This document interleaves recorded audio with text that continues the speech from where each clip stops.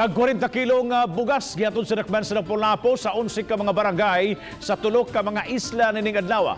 Alang kinakini sa pangonsumo hangtod matapos ang enhanced community quarantine. Si Fee Marie Dumabok sa report.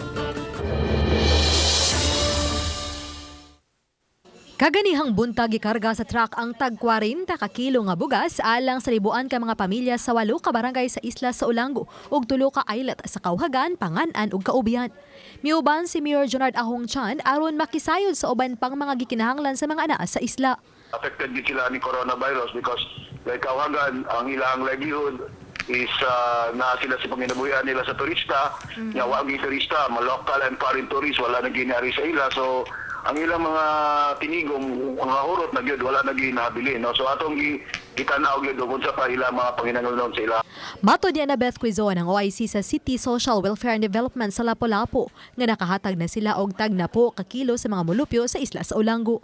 Sa gihatod karong 40 kilos, kumpleto na ang tag 50 ka kilos nga nahatag sa matag pamilya. Samtang nausab sa ikaonom nga wave ang uban sa mga barangay sa mainland Lapu-Lapu. Ang uban anapay noon sa katulong nga hugna.